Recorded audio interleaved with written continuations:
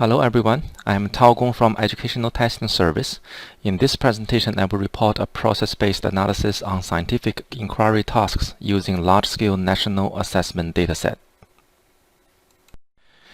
Here's the outline of the presentation. First, I will talk about scientific inquiry practices, including the FAIR test and the exhaustive test. Then I will talk about the control of variable strategies required in both types of tests.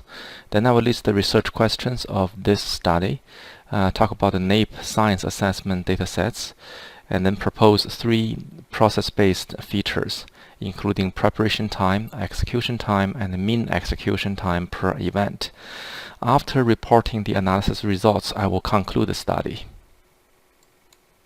Scientific inquiry refers to the activities by which students develop knowledge of scientific ideas and understand how to investigate the natural world in a scientific way. Among many scientific inquiry skills, planning, designing, and carrying out investigations have long become the focus of children's and youngsters' scientific inquiry practice. In many large-scale assessments, FAIR tests and exhaustive tests have been widely used to examine how students plan, design, and carry out some control experiments. A FAIR test is a controlled investigation carried out to answer a scientific question about the effect of a target variable. Here's an example. A city is asked to test the wind blocking effect of 3 types of trees. They can plant one type of trees on either the low, middle, or high position of the mountain and then test the blocking effect. So in this test, the target variable is tree type, but there are also another variable, the tree location in mountain. To conduct a FAIR test, students are required to plant each type of trees at the same tree location in a mountain so that the target variable's effect can be tested while the value of the other variable is kept unchanged. Exhaustive test is also called combinatorial test. It is experiment requires constructing all possible combinations of given variables to address a question on what condition can trigger a specific outcome. Here's an example of exhaustive test. Farmers are trying to find out how to change flowers into a specific color. They can use one of 2 fertilizers to do so. So there are 4 possible combinations of variable. Use fertilizer A, use fertilizer B, use both fertilizers, and use no fertilizer. Students are required to set up all these possible combinations to find out which condition can trigger the specific outcome. Both FAIR and the exhaustive test requires controlling variables in the setup experimental conditions. In the FAIR test, it requires adjusting the target variable but keeping the other variables unchanged. In the exhaustive test, it requires controlling the variables to set up all possible combinations. The control variable strategy, CVS, is central to the early science instruction. It has been shown that children, adolescents, and adults with low scientific inquiry expertise tend to have difficulty in properly applying the control variable strategy in scientific inquiry tasks. But due to lacking informative measures on processes of scientific inquiry, many existing studies on CVS tend to focus mainly on students' responses. With the use of digitally based assessment programs and also the technology-enhanced items, nowadays the systems can capture not only students' submitted answers, but also the students' process data. Such process data trace in detail the actions conducted by the students or generated by the systems. It can provide better information about how students gradually formulate their answers during the process.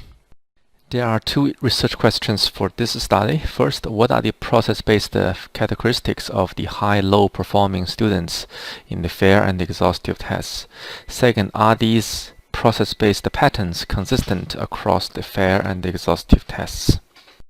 Our analysis is based on a FAIR test and exhaustive test coming from the National Assessment of Educational Progress program. The FAIR test is similar to the previous example. It tests the wind blocking effect of 3 types of trees. It is given to the 8th grade students. In our analysis, there are 1,607 students' process data captured for the analysis. Here's the scoring rubric of this test.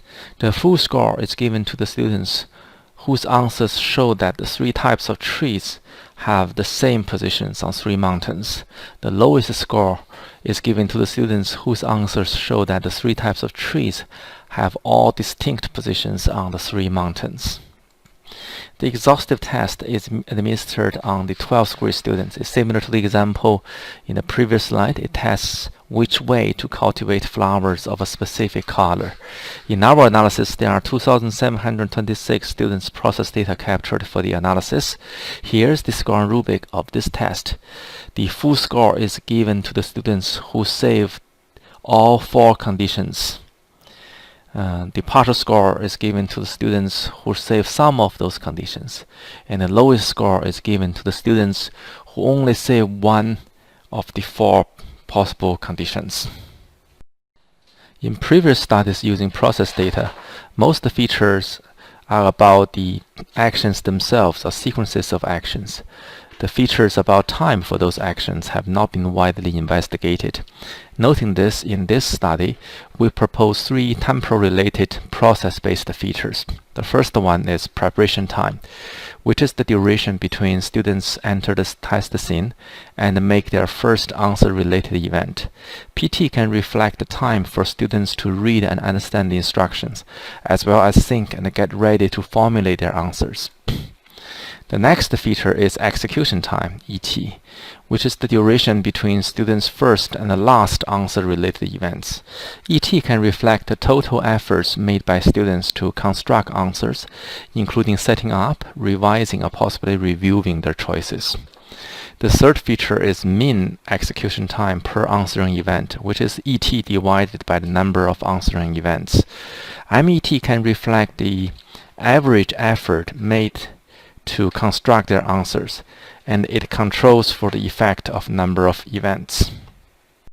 Now let's look at the results. For the FAIR test, we noticed that in terms of score distribution, only about 30% of students got a full score, indicating that only a small proportion of students who will properly apply the control variable strategy in the FAIR test. Let's look at the frequent answers submitted by students. You can see that the most frequent answer is low, low, low, which is a correct answer because for this answer, the tree position is kept unchanged across different conditions. Well, on the other hand, low, medium, high is another frequent answer, but is the incorrect answer. According to the scoring rubric, this answer will get the lowest score because students change the tree position across different conditions. These are the results for the process-based features. Here is the brief description about the PT, ET, and MET features across different score groups. We conduct a non-parametric Kushkov-Wallis tests which report the significant differences in PT, ET, and MET across different score groups in the FAIR test. The follow-up Wilcoxon sign rank tests indicate that if we compare the lowest score students and the full score students, we can see that the lowest score students had significantly longer preparation time, longer execution time, and longer mean execution time per action event than the full score students. These results may not be consistent when the partial score students are involved.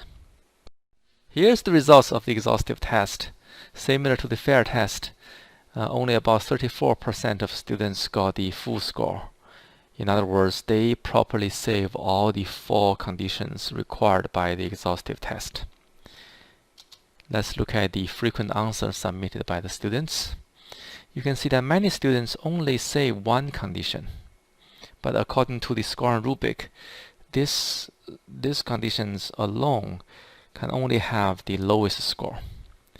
On the other hand, the complete answers, like this one, and this one, are not that frequent compared to the other frequent answers.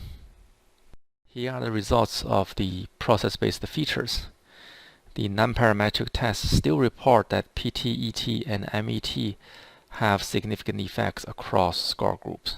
And the follow-up, the Wilcoxon sign rank tests indicate that between the lowest score and the full score students, the lowest score students had significantly longer preparation time, shorter execution time, and longer mean execution time per action event than the full and the partial score students.